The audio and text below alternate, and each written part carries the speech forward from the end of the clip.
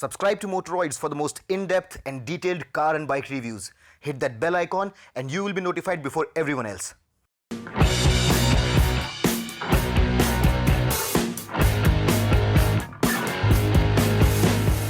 Hey guys, welcome to Motoroids.com. My name is Amit Changani and monsoons have just started. Yesterday it rained and today I could not stop myself from coming for this ride, and I had the Himalayan with me. So I took it for a bit of off-roading as well, and since I had not done a review of the BS4 version of the motorcycle, I thought that I might as well ride it and let you know my few thoughts on it. So as you would all know that the previous Royal Enfield Himalayan was not a great success in terms of reliability. It had issues with its chassis, it had issues with the engine as well as the electronics, and quite a few failures were reported. So Royal Enfield went down to the drawing board again, and they made sure that they made a few good changes to the bike in terms of the chassis, in terms of the fueling of the bike. Now it's not carbureted, it's FI. So has it all added up into a better product now? I've ridden it for a decent amount of time and I can tell you that there are significant improvements that have been made to the bike. The engine feels more refined, the FI really works well, there is no issue apparently with the fueling, and the bike generally feels a lot more accomplished. The rough edges have been ironed out, and the gearbox, which also was a bit of an issue with the previous generation bike, is much better. So let's start off with the engine first. It continues to be powered by a 411cc single cylinder air-cooled engine, and the power output is the same as before. It's still rated at 24.5 HP and delivers 32 Nm of torque, which is pretty good considering that this is Royal Enfield and it's not supposed to be making a very high amount of power. However, what has really changed is the fact that the power at the lower end is much better delivered. The bike doesn't knock or anything below 2000 RPM. It feels very smooth. So you have a lot of low end grunt right from the time that you reach 2000 RPM, below which there is a bit of knocking. Mid-range is very solid. Even in taller gears, as you roll the throttle, there is proper response from the engine, and it's very uncharacteristic for a Royal Enfield because the smoothness from this engine is something that surprised me. Although there are vibes once you cross the 5000 RPM mark, and they get rather pronounced as the bike reaches its limiter, which is at 7700 RPM. It still feels relatively smooth. Even at the top of the rev bend, the vibrations are there, but they're not in the same league as the other Royal Enfield motorcycles. So in that sense, the refinement from a Royal Enfield benchmark has improved drastically. I can say that after 5000 RPM there are vibrations, but they are not bothersome, and they filter primarily through the tank and through the seat. What I do like about the motorcycle is its beautiful exhaust note, and despite being a bit more revvy, bit more sporty than the older design Royal Enfields like the Classic or the Thunderbird, this one still has a very throaty, very masculine note to it, and I really love the way the engine sounds. It's very bassy and very nice, and I'm sure that most of you Royal Enfield fans will not be disappointed with the kind of note it has. Let us just fire it up only for kicks and listen to that beautiful exhaust note.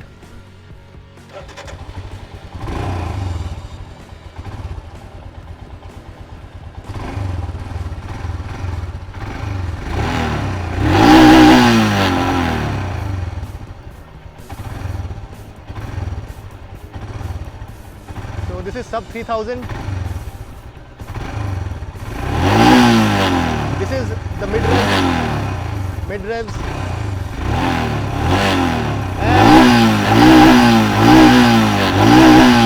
And this is how it revs in its top range. Quite a beautiful exhaust note that.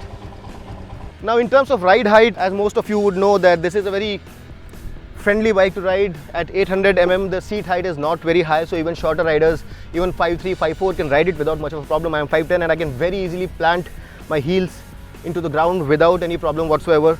So in that sense, the riding stance and the seat height makes it very comfortable, very friendly to ride. The riding stance is very upright and comfortable, although as a person I don't like such upright stances because I believe that it puts a lot of pressure on your back, but this bike is rather comfortable and you can take it for long rides. That would not be a problem. The foot pegs are also not very rusted, so for people who are used to riding Royal Enfields, the comfort would not be a problem at all, and they would be rather comfortable even for longish rides. Talking about the comfort, you would also have to talk about the seat, which is rather well padded. I really like the way the seat has been padded. They call it the gel seat, and it's quite soft and comfy. I would have personally liked it to be a bit more firmer because that really helps when you're going for longer rides, but it's not bad, it's good. It probably could have been a little wider. For the pillion also, the seat is pretty cushy and it's rather easy to get on with these very practical grab rails. You can actually seat a pillion here and you can take him for longest rides as well. So from a comfort perspective, there is not much to complain, although I would really have wanted the seat to be a little wider. And for very long rides, for my kind of riding style, probably this is not very suitable. But for those who are used to riding Royal Enfield motorcycles, they would not be a problem at all.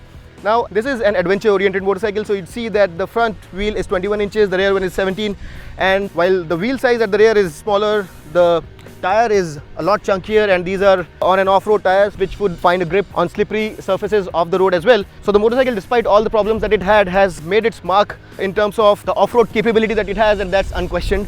However, with the new version, what's really impressive is the fact that this has become very useful. The glitches that were there with the previous motorcycle have been ironed out, and it feels way more smooth than what we expected it to be. Significant improvements are made in terms of the transmission and in terms of the way the engine responds. In terms of fuel efficiency, you can expect a fuel efficiency in the real world of about 30 kilometers to the liter, maximum 35. So your range should be about 27 to 35, 30 would be the medium ballpark, and that's the kind of average efficiency that you're going to get. I've already mentioned that the engine feels a little gruff over 5000 RPM, but we're not complaining because going by what we expected, it still is pretty smooth. In terms of the instrument console, it remains almost unchanged, and it looks like there's a lot of stuff here, but basically you have an analog speedo, you have an analog tacho, you have fuel gauge, and you have this compass here, and then you have this digital instrument console. The readouts include trip meters, odo, time, temperature, and a gear indicator. So in terms of the instrument console, the digital readout is all good, but the gear indicator sometimes doesn't work, especially the second gear, it doesn't show. I don't know whether that's a problem with this specific piece that I have, but the second gear doesn't show on the digital instrument console. Another thing with the instrument console is that sometimes this neutral indicator shows neutral even though the bike is not in neutral, so false neutral can sometimes be a problem. Now in terms of visual changes, Royal Enfield has not made much of a change to the visual character of the motorcycle. The exhaust has been slightly tweaked, especially this black end can now points upwards. You have these black powder coated fuel filler cap, this clamp for the handlebar, as well as these mounts for your panniers or whatever you want to mount here. So these three bits have been powder coated in black, and apart from that the foot pegs are also a slightly different design now. But apart from that, the whole motorcycle looks similar to the one that it replaces. Changes have been made and they have worked.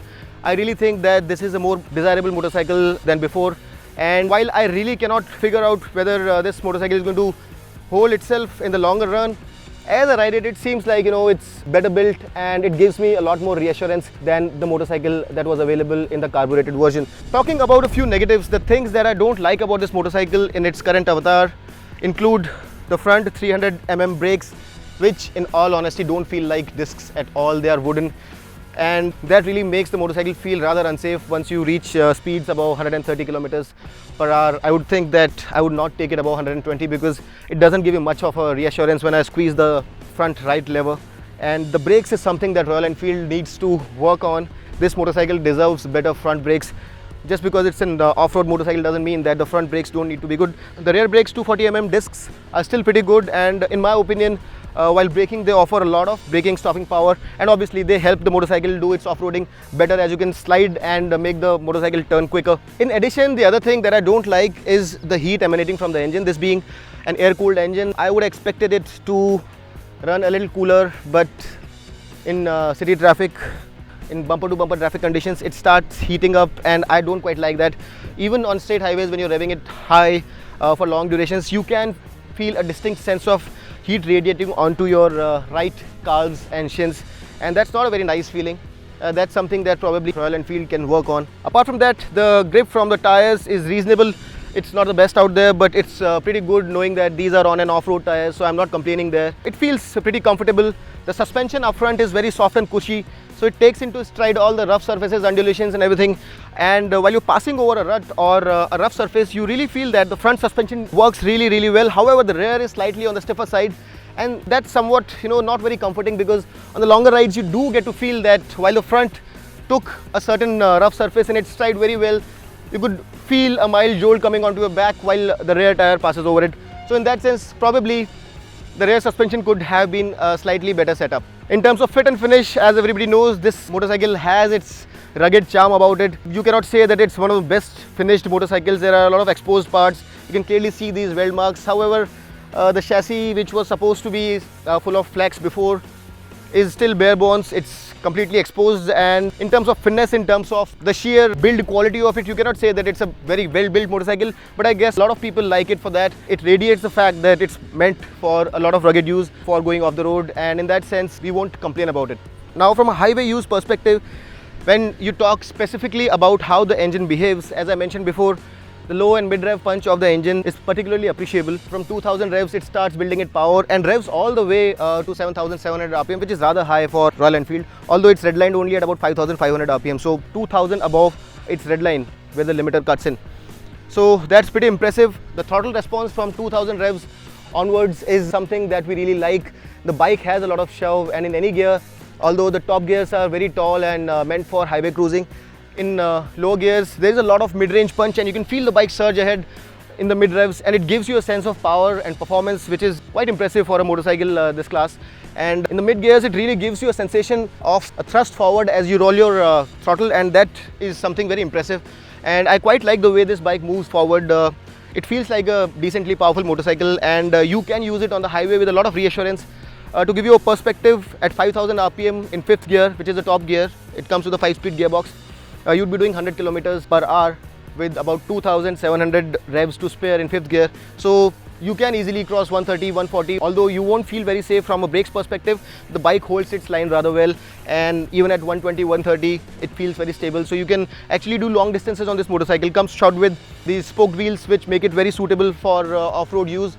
And about these RVMs, they are not entirely unusable, not the widest and the most usable, but reasonably usable. Not the best, but not entirely unusable as well.